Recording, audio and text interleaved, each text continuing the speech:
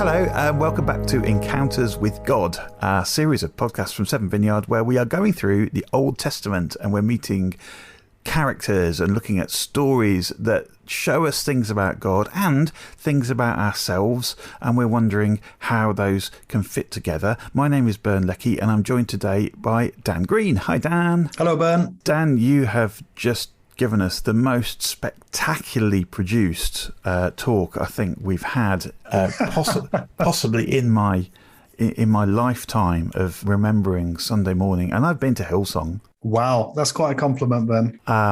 But you might want to explain what you mean in case people weren't there. I've literally never ever seen a preacher. I hope you don't mind if I call you a preacher standard term for you don't sound preachy at all, Dan. I try not to. You don't sound that, but someone in that role of doing the talk, you had your points, you had it. You didn't have the screens and the technology, but you brought the singing. You absolutely, it's several numbers you brought, and you led the congregation without a band in an entirely unlicensed, unauthorized musical production of Joseph and his, I guess we have to call it something else, don't we? His really nice coat. Yes, his multicolored. Would that be okay? I guess, yeah. As long as we don't confuse it with anyone else's musicals that we didn't have the rights for, I would say yes. Indeed. I don't think there's a lot of danger with it being mixed up, Ben, because I made sure I sang off key. Let's just say there were songs that some members of the congregation recognized, and I was fairly happy with the response. When I introduced some of those songs and got a little bit back from those listening, I enjoyed that very much. I would have been delighted to get half of what you had. I would have been thrilled. Yes, I don't know if people would have even known who I was singing about if it was me, but no, you did it very well. So we went through the story of Joseph. What are the famous things that you think that someone who's not really read the Bible or heard your talk yet even, what do you think are the things that most people might know already about Joseph and his story? Well, I think because of the popularity of a musical, quite a few people would be familiar with that multicolored coat, possibly with some of the drama of the story. It is an absolutely incredible tale. I think it has lows that are as low as you can go without dying or being killed. Joseph ends up in a prison cell in a foreign land on his own. How did he get there? Sold by his brothers to make it worse. He's sold into slavery by because he's insufferable as a brother and keeps telling them about these dreams that he's had, that he's going to be kind of lifted up above the rest of the family. And I think, any sibling would find that mildly annoying at the least. But yeah, it seems that he kind of repeated those, and he was only a teenager, so I kind of like to put that down to naivety maybe, but either way it landed him in a pretty bad spot, being sold off and becoming a slave, and then from slavery being wrongfully accused of rape and sent to prison, languishing in a jail, until eventually this remarkable turn of events led to him standing before the most powerful man in the world, Pharaoh, and having the unenviable job of interpreting his dream, which fortunately for him, God helped him to do. And that then led him into a position of high importance across the land of Egypt, and an incredible story of redemption and restoration with his family. And I mean, I think it's got to be top 5 stories in the Bible. It's got to be. I mean, can you tell me any others that have lows that low and highs that high? I think it's got to be right up there. My hand is up. I have a Sunday school answer to this question. I don't want your Sunday school answer. My Sunday school answer is Jesus. Okay, I'll give you one. I'll give you one that can top Joseph, but I have another one, actually. Actually, I have another one which I am working on doing a talk from in about a month's time. oh yeah, you're going to do a big reveal? I'm going to talk about Daniel, and there are several parallels, I would say. Several things that the story of Daniel has in common. I can think of a couple just off the top of my head. One involving a pit. I guess they both end up in... There's pits, there's dreams, there's powerful rulers, there's exile? There's stuff going on. Yeah, absolutely. But there are some important differences in the way that Daniel handles it all. And I think... You're not going to tell me there's that a point. he therefore trumps Joseph? Well, I don't know, you see. Let's talk about Daniel later, because let's talk about Joseph for now and look at the things that really impressed you about his story. What do you think is important about Joseph's famous story, not just entertaining to watch as a drama, but why do you think this story is important for us? Why does it resonate with life for us today? I think it resonates because it's a very human story, and although our challenges and our struggles might look very different to Joseph's did, I hope so, for everybody listening, that we're not in some of the same circumstances as he was. But I think we can take from his life and his responses to those challenges some very clear inspiration, some very clear lessons. So I think for me, the things that really stood out were his perseverance, and particularly in his faith in God, that he went through some truly horrendous stuff with human trafficking, with slavery, with false accusation, with time in jail. And yet, when he comes to stand before Pharaoh and Pharaoh says, I've heard you can interpret dreams. Can you interpret mine? He says, I cannot, but God will give Pharaoh the answer he desires. So he's come out of that challenge, out of that trial in a way, with some of his faith intact. And we don't know the detail of what that looked like and what his, prayer life in jail looked like, for example. But I think his perseverance and holding on to God is something that we can all be inspired by. And then I think that same statement before Pharaoh, that it was going to be God who would help him and not Joseph, also spoke to me, at least, about courage, and particularly courage to speak up and to identify our faith. And, none of us, I think, are going to be standing before the equivalent of Pharaoh today. But I think we're all in situations in the society and the culture that we're in where we have those moments where we could mention God, we could credit God with things that are happening in our lives, and we have those decisions. Should I or shouldn't I? Could it be misunderstood? Could it be misinterpreted? And all of that would have been true for Joseph. This was his chance. This was his moment to get out of jail. But I think he chose to give God the credit. Tell us about God from his point of view, like from Pharaoh's point of view. When a Hebrew guy shows up and says God, how would Pharaoh have heard that? Well, I think he would have heard it as a direct challenge to himself, because my understanding was that Pharaoh was a godlike figure in Egypt, and that he had the power that he had because people attributed to him aspects of divinity.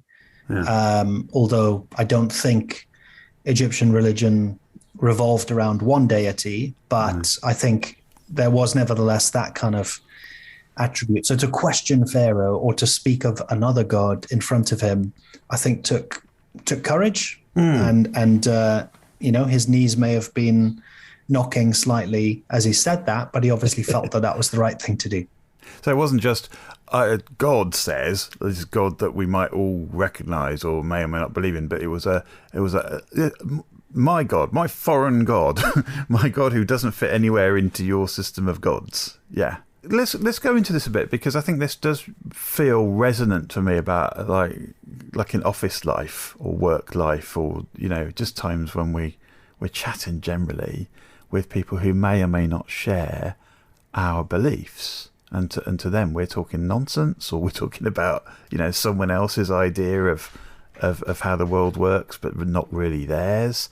How often do you find yourself crediting God, or saying that you prayed about something and you think you might have an answer that might have been answered, or something like that? How does that work for you? I think it's trying to be as natural as possible about it and not force God into things or into conversations where it feels awkward or odd. But at the same time, I do think it's important to speak of our faith. And I think for me, things that are good in my life, things that I've enjoyed, or things that have come together in some way, those are the opportunities or the little choices, I think, of whether I include God in the conversation or not. So I might have, I don't know, had a great time away, or enjoyed a nice walk, or felt a sense of peace while reading or praying, that kind of thing. And I think as those come up in conversation with people, I think those are the opportunities to refer to God. But I also think, as we seek to be natural about it, that doesn't mean being unaware of how other people may hear things. And it's that kind of 101 of communication, isn't it? It's not just what the speaker says, but it's what the listener hears. I think being very aware of jargon and Christianese that friends and neighbors may not use or may not be familiar with, that might make us sound weird. So being careful with language, thinking about what we say, but also not trying to make it a really big deal. Yes, I understand. Just now, my son came home from school and he showed me this massive big plaster on his knee, on his leg, and I guess I think I was probably mindful of this when I looked, and I could have said, "Oh, it's a good job your body's good at healing itself."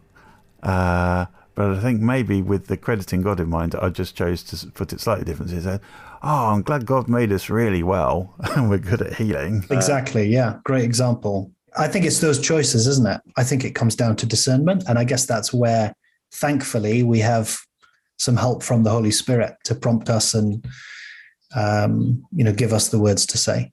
Sure. Do you ever find it's appropriate to talk about prayer outside of a faith-based workplace?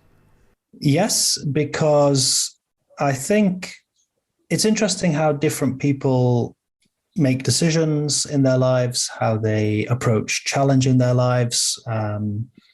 I was listening to a podcast recently about happiness, and it was fantastic insight into some of the keys to happiness and the choices we have on how we respond to difficulty, etc. But what struck me was, in that particular discussion, God wasn't part of the conversation. And so it was about choices to respond with positivity or to let go of things that are outside your control. And I guess for me, adding in prayer would just be part of how I would respond to some of the same things, because giving things over to God in prayer is one of the ways in which I think we are able, as followers of Jesus, to let go of some of those things that are outside of our control. Yeah, I mean, it strikes me there's a lot that isn't said in some of the stories, like Joseph's story. But I'm guessing I want to have a wild guess. In Joseph's case, he probably prayed quite a bit. Like, he probably felt close to God, or felt that God was close to him. I mean, he certainly, was able to. He credited his dreams to God, didn't he? I guess he must have also followed that up with a bit of "what's this about?" or some kind of learning about practicing being in God's presence, I guess, and sharing some thoughts or trying to listen to God, or however he felt that worked. Would you assume that? I think I assume that too. And there's a little verse that really caught my attention where it says that the Lord was with Joseph in prison and showed kindness to him. And it made me wonder what that involved. You know, how did Joseph experience God's kindness? Well, there's a few clues, because he kind of gains favor with the guards and he gets given responsibility for things. So perhaps through that, he experienced God's kindness. But I like to think too that he just had a sense of God's presence with him, that he knew that he wasn't alone or abandoned, despite being in very difficult circumstances. Sometimes I find difficult circumstances are the things that I feel prompt me to seek God's presence and to be aware of God's presence. You know, difficult circumstances may be like if we're in debt, or if we're, struggling to make something happen that we would love to happen, or if we know someone is very ill or something like that. Is that the same with you, or have you got any tips for how we can kind of make that even more of a presence, not just when things are going really badly? It is true for me. Unfortunately, I too have that tendency to call out to God or to acknowledge my need for him when things are tough, rather than when things are easy. But I think it must just be about trying to keep the habit. So when circumstances do change and when things are going a bit better or a bit easier, not losing the habit of still looking to God. And maybe that's linked with that point about crediting him before other people, but I guess also just in our own minds of how we see life, the importance of gratitude and that kind of practice, that habit of being grateful for things. Yeah, I agree. I'm just thinking back to Joseph, how actually at the beginning of the story, there was nothing wrong from his point of view. Like he was his like the most loved son. He had the nicest coat. They had no awareness of difficulties that would be coming up. Yet Joseph had this sort of closeness to God that manifested in dreams. And I wonder for us whether, like, even in the times when it's going really well, can God speak to us through? Has God ever spoken to you, do you think, in a dream, or given you a picture of things like going well, or things that might go differently in the future? I don't think through dreams particularly, although I know friends who have felt God speak in that way. I think for me, yes, through pictures and images of what God may have in store or what might lay ahead in the future, and a sense of hope and expectation that can give. So I think hope is one of the key themes that I see in Joseph, actually. And the fact that his story didn't end in the prison or in slavery or with false accusation, but that God turned it around. When I read it again last week, you almost can't help to take some hope from that of if God can turn that around and do something incredible with that life, then there's hope for me too. There's hope for all of us. Hope's very important, I think. And I do find that hope is a thing that comes out of prayer, particularly when we've got the courage to pray for things, that sound like a bit of an ask. I remember this was 2002. I was at Hillsong at the time. I was literally at Hillsong in Australia, and I heard the news that something big was happening with my employers back home, and there was a very good chance that there were going to be loads of redundancies, and I was suddenly quite worried because I was not at the place, and I was thinking, maybe I've been away for 3 weeks. Maybe they'll realise they don't need me. And I was literally just worried about that. Yeah. And I thought, well, I'm in the presence of a bunch of people who want to be in the presence of God, and this is much bigger than my job. I love my job, but this is bigger than that. But I'm going to ask God for something really specific. I'm just going to say, God, would you, if it's where you want me to be, would you reassure me that I'm going to be there in a year's time? Just say a year's time. And I don't think I've very often prayed like that, but I had this sense of God really wanting to reassure me at that point that this time next year I would be there at my employer's. I thought, okay, great. And that seemed like a reasonably big deal at the time, but I didn't know why. And the reason, and I think one reason why it was a really big deal was that on the plane back, I had a blood clot. Oh, wow. And I ended up in hospital. Really, really bad one night, because the blood clot moved up from my legs to my lungs, and when my lungs collapsed, and I was feverish and all over the place because bacterial infection had set in, and I was getting pneumonia, and so I was basically there in A&E attached to a thing that was going beep beep and not knowing. I got seen to very quickly, but what kept going through my mind as I was sort of in the worst bits and starting to recover was, I remember God said I'd still be doing my job in a year's time. So I know I'm going to recover from this. I absolutely know, I could tell anyone, I am definitely going to recover from this because God said I'd still be doing my job in a year's time. Wow. So yeah, I took it to the That's bank. amazing. What a great example of hope. Because objectively, you could look at it and say, you don't have any evidence, any proof, but yet you had a sense of hope that God had given you based on that word. So yeah, brilliant. And also coming from that hope, gained the courage to ask Helen to marry me. And we got married. That's not a bad outcome. Yeah, and I think within that year, we'd gone through the whole thing of me being super ill, then recovering, then getting married, and then still being in my job.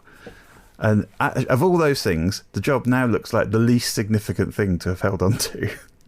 But the hope was really important and made a massive difference.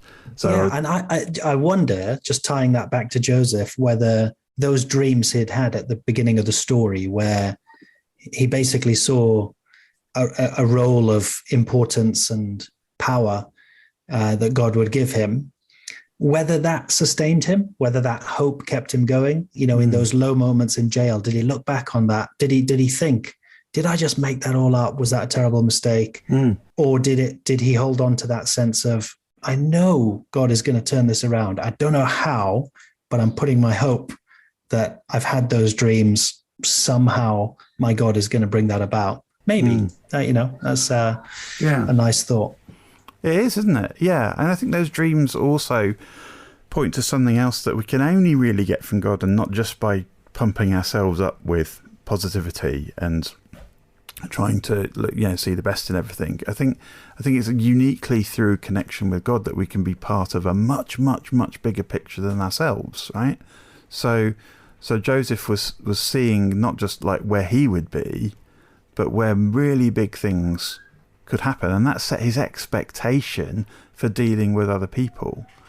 And one of the bits of the story that I find really interesting in Joseph's story is how he expects the people that he helps in prison to be really helpful back to him, but there's a twist. What happened? One of them died because the dream, the meaning of the dream was that he was going to be killed, and sure enough, that's what happened. And the other one just forgot, as far as we can tell. He had an agreement with Joseph that he'd speak to Pharaoh about him and try and have him released, but maybe he just got distracted. Maybe he was too afraid. We don't know, but he basically didn't fulfill on that. So Joseph had another 2 years in jail until his opportunity came. So because the guy remembered, though, the guy that had forgot then remembered. I remember you said in your talk that this was a good thing for us to think about too, having that courage to speak up for others. How can that work? I think with the cupbearer, he remembered that he had benefited from Joseph's ability to interpret dreams from his gift. And one of my challenges to people on Sunday was to think about ways that we can advocate for and speak up for others. And I linked it specifically with the theme of Refugee Sunday, which was at the end of Refugee Week last week, because I meet all kinds of people in our city from refugee, asylum-seeking, migrant backgrounds with the most wonderful gifts, most brilliant skills. And we're not always very good at recognizing that or at providing ways for people to thrive and use those gifts. So hearing the way that the cupbearer, in the simplest way, by speaking to the right person, in this case, it was Pharaoh, and saying, I knew a Hebrew guy who could interpret dreams.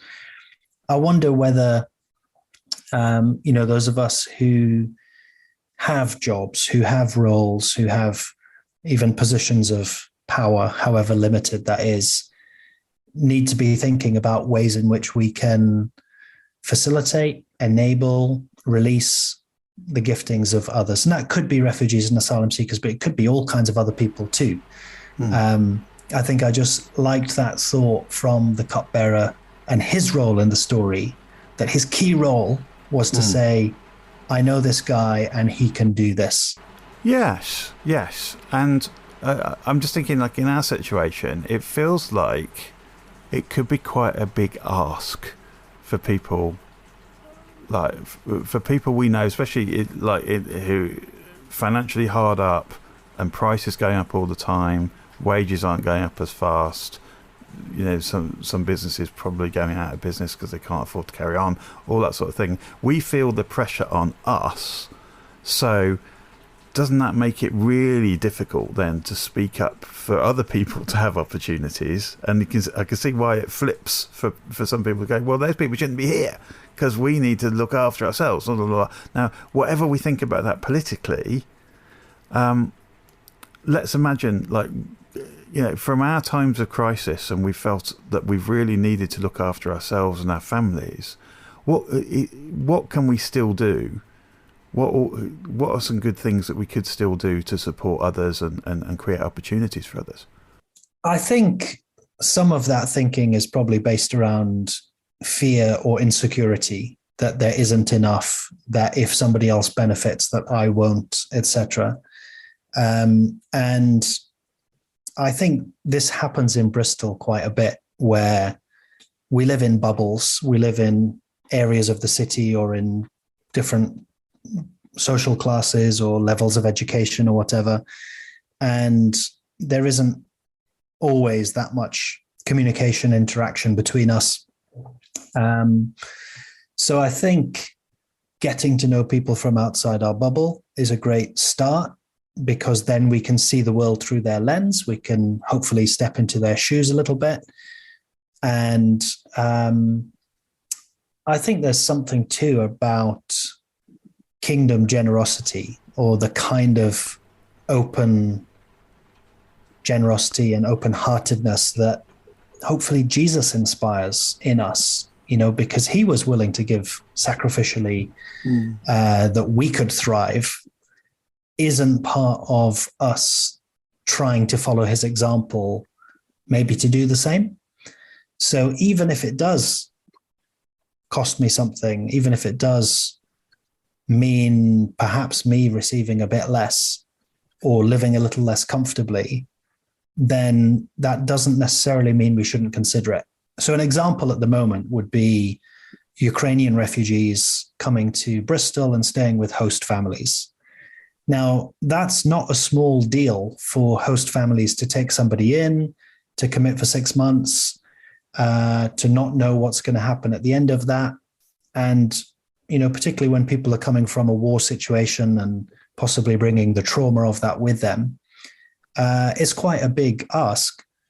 And yet, I think you've got to weigh that up against the fact that there are people who simply need safety, who whose lives have been turned upside down, who need somebody to do what we would all hope others would do for us, which would be to take us in, to give us a helping hand. So I don't think there's an easy answer, but I think it's something we should be asking around: what are we willing to give up ourselves? What are we willing to risk in order that somebody else can thrive? Thank you, Dan. Thank you for listening. If you'd like to get in touch and have a chat about this as well, just send us an email. We'll look at having some more chats about how this is all going over the next few weeks. And we'll see you again next week.